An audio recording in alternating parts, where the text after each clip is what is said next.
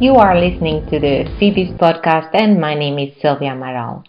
To know more about FEBIS, visit our web at www.febis.org and follow us on LinkedIn, Facebook, and Twitter. Please subscribe to our podcast and stay tuned.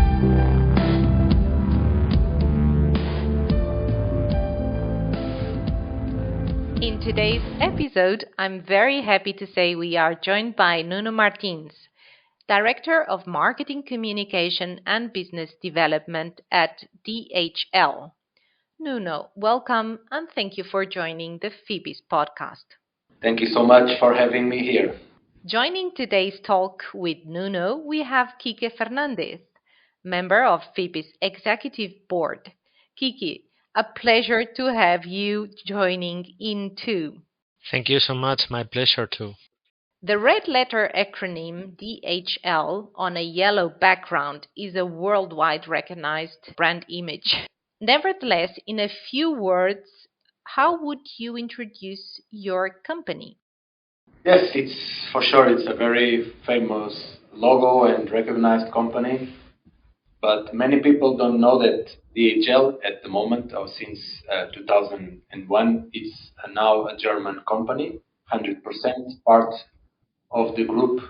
Deutsche Post is the main logistics group in the world, and this group has different divisions offering a kind of different logistics services from warehousing, international freight, worldwide courier services, and also domestic services. Basically, it offers any kind of logistic and transportation needs, or covers any kind of needs for a customer, for a company in any part of the world. So I belong to the Express division, that is the International Courier Service division, and we offer a worldwide urgent delivery service, mainly using aircrafts, our own fleet of more than 260 planes that allow us to deliver urgently from one point of the world to another in 48 hours. In Spain, we are at around 2,100 employees and with 40 service centers and 13 dedicated aircrafts that support our service. So a big company with a local structure in every country. How have you seen your activity affected by the COVID-19 and the ubiquitous supply chain disruption? Well, in general, our service was always fully operative in every part of the world and also in Spain during the pandemic. And also because we are a crucial and critical activity for the economy and for the society. Well, the transportation is part of this machine that moves the world, and it needs to move goods from one side to the other.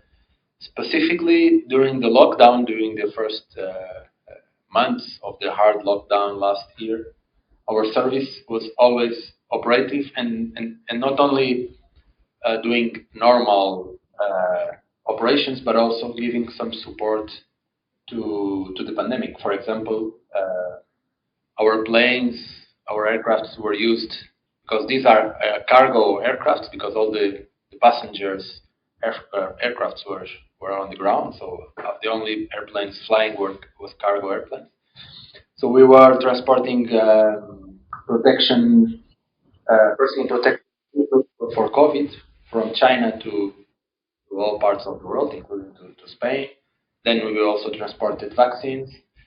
And of course, during the COVID, the e-commerce activity from private persons buying online has increased a lot. So here, again, our service was very important to support these deliveries, to ensure that everything people needed to buy from the internet was delivered at their homes. And this increased exponentially. So 2021 and 2020 were 2 years with a high increase of e-commerce growth. So and the supply chain disruption didn't affect us so much because it's more on the the sea transportation, the container ships that are moved by sea, by boat, by big ships.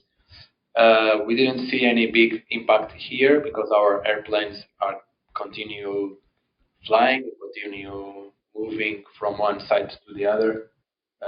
What we exactly saw is some companies that are importing or exporting and are affected by the price increase of the container ships. So and by also by the the problems of space in the container ships. So they decided to use other services like air services. But in general, this is the only impact we have. We are not really affected, fortunately, by this problem.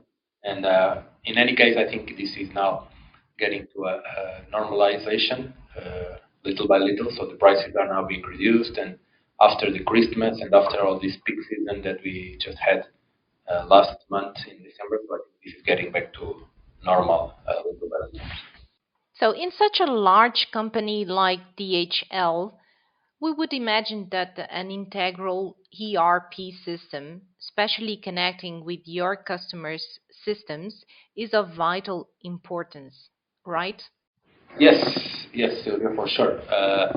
Our customers that are shipping are sending goods from Spain, for example. Now that we are here in Madrid, from Madrid to New York or to Buenos Aires or to Lisbon and whatever, they need to be connected to the DHL in a robust way and in a real time way. So they the companies, for example, in the e-commerce world, they receive a request from a customer that just bought something on their webpage, and immediately this information is sent to DHL. So uh, it's they need to send us the information to be fully integrated, so that the information is accurate, is in real time, and then we can prepare the pickup, we can prepare all the customs paperwork.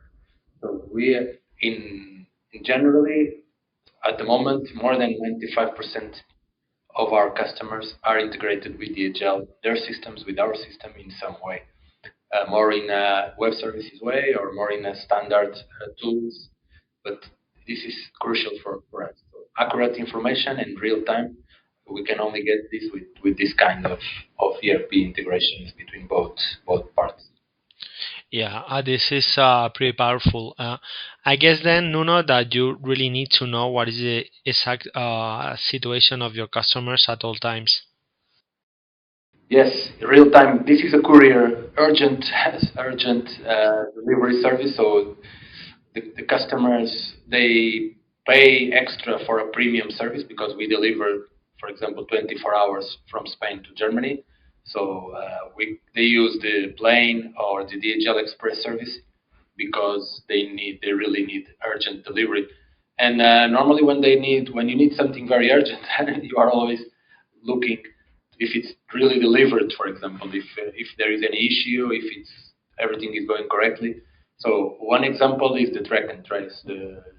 Our customers they request from us real time traceability. So they want to know if the shipment has left Madrid, if it's in the airplane in the way to Germany, if it's already with the courier to be delivered. So we can offer this information real time to our customers.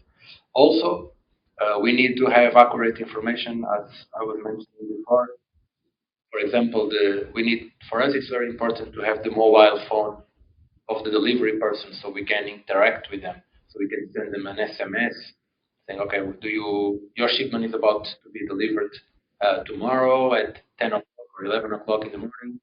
So, and then this customer can interact with us and request a different delivery time or a different delivery date, or request to be for a pickup in a shop. Well, so we have at the moment in these days we already have big interaction in both ways with the customers. They request from us information, real time information from their shipments because they want to know what is going on. And we also request information from them. We want them to give them, are you at home tomorrow? Are you at home at 10 o'clock when I'm going to deliver at your place? Because otherwise we were going to have a service problem. So tell me, are you going to be at home at 10? No. Okay. At 12? Okay, yes. So okay, so we deliver at 12 instead of 10. This is just an example for you to see the importance of the real time information and how we interact now so far with the customer. Black Friday, Christmas season. What do these words mean for DHL? Well, they mean peak season. They mean a lot of packages, much more shipments to move around our network. Uh, and since the big e-commerce boom that we've seen for the last 10 years, the peaks are part of our planifications and our plans. So we know that we are going to have at least one peak season in Black Friday, also in sales, but but but also this means that we need to have a good preparation for this. We are going to have probably double our shipments in our network, double the packages that we have in a normal week or normal month. So it means that we have to hire more people, to put more vans, and well, all our infrastructure needs to be adapted, and it's not that easy in such a big company to do this all over the world. But our experience and our knowledge allows us to do this and to make sure we offer the same service, no? Because we do have a lot more packages, and the Black Friday it's a huge phenomenon.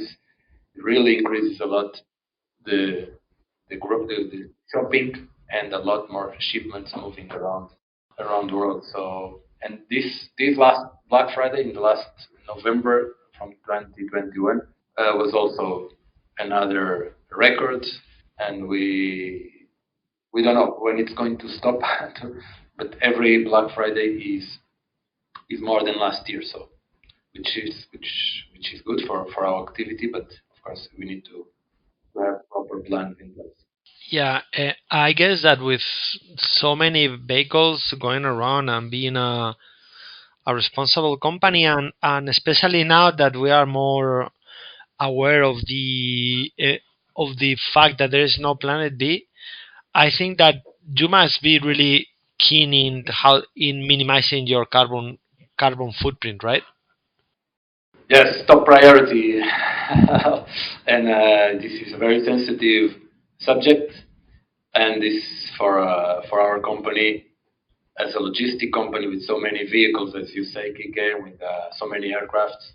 So yeah, for us it's important. And with this e-commerce growth, of course we need to have more vans, and of course we need to have more planes, and of course we are getting more CO2 to the atmosphere. So we need to make sure, as a big company that we are, that our emissions are going to be reduced or even neutralized.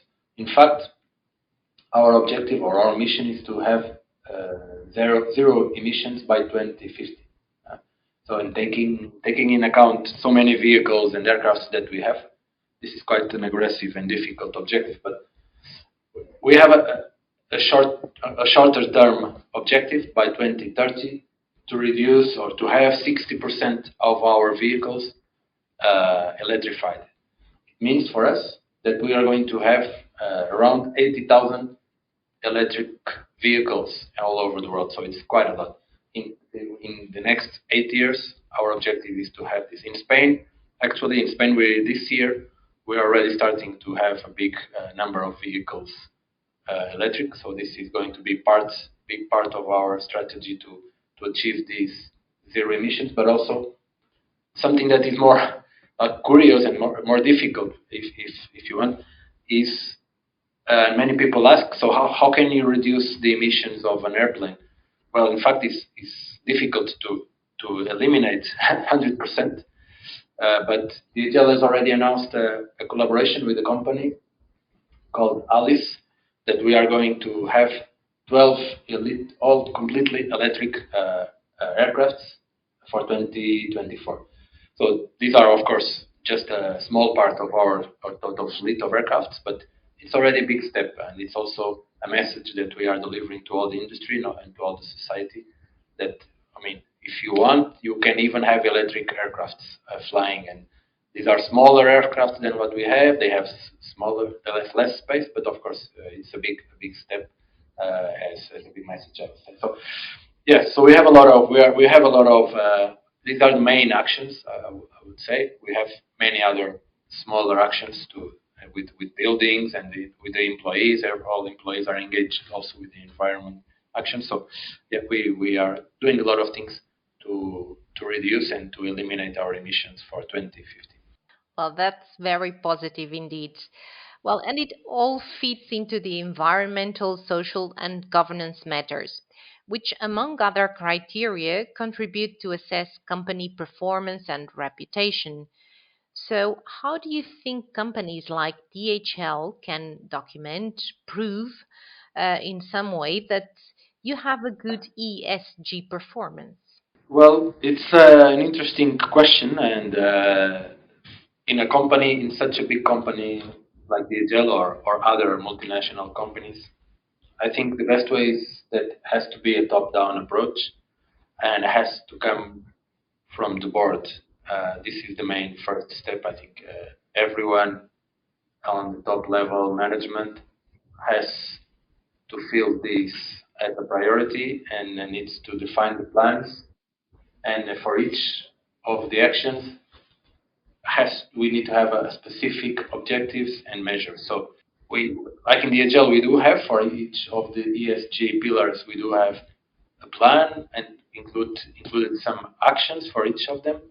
And every year we are measuring what has been implemented, what has been done, and what are the results. And this is also important to communicate internally and externally. So, as I was saying, all the examples of the environmental protection actions that I mentioned, some detailed examples of vehicles and so on. So this people need to know what is being done, and you need to have a clear measurement and a clear KPIs for this. And also internally, it's very important that all the employees feel that they are part of the sustainability or governance. And so I think for me, it's the most important. I mean, to come from the top and to have a proper plan and measures for each of the actions. No, it's all about engagement, commitment, so challenging times ahead. And I wish you best of luck in all the projects, ambitions you have. So thank you very much for having joined us. And thank you, Kike, as well for joining. Wishing you a great time ahead. We are at the beginning of 2022, so I can only hope it's a very healthy and successful year for everyone, for you too, and until next time. Thank you, Sylvia, and FEBIS for the invitation. It was a pleasure to join. Thank you. We would love to hear your feedback and thoughts for future episodes. You have been listening to the FEBIS podcast. If you like the content, please subscribe. Thank you for listening.